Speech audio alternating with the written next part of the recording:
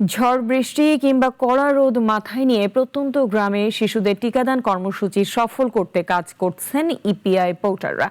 অথচ ব্রাহ্মণবাড়িয়ায় দীর্ঘ 10 মাস ধরে বেতন ভাতা পাচ্ছেন না এই কর্মীরা। ব্রাহ্মণবাড়িয়া থেকে আবুল হাসনাত মোহাম্মদের রাফির প্রতিবেদন, জানাচ্ছেন মুস্তফা কামাল তোহা।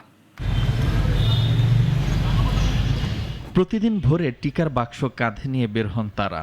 লক্ষ্য প্রত্যন্ত অঞ্চলের শিশুদের দোরগোড়ায় স্বাস্থ্যসেবা পৌঁছে দেয়া। রোদ বৃষ্টি কিংবা যে কোনো প্রতিকূল আবহাওয়া উপেক্ষা করে বছরের পর বছর ধরে ইপিআই কর্মসূচি সফল রাখছেন এই কর্মীরা। তবে অন্যের মুখে হাসি ফোটানো এই কর্মীদের নিজেদের জীবনেই এখন নেমে এসেছে অন্ধকার। দীর্ঘ 10 মাস ধরে বন্ধ রয়েছে তাদের বেতন ভাতা।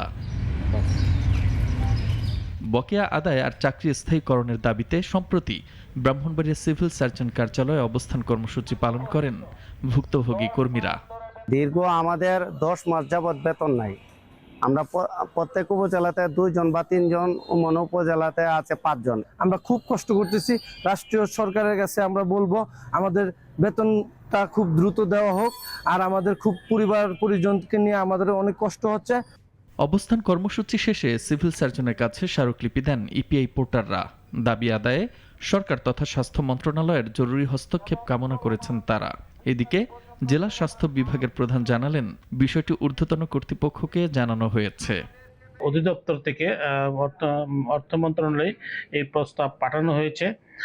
তবে আমাকে আমাদের অধিদপ্তরের ঊর্ধ্বতন কর্তৃপক্ষ আশ্বস্ত করেছেন ঈদের আগে তারা যাতে অন্তত কিছু হলেও বেতন পাইতে পারেন, তারা এটা আশ্বস্ত সর্বোচ্চ চেষ্টা করে যাচ্ছেন।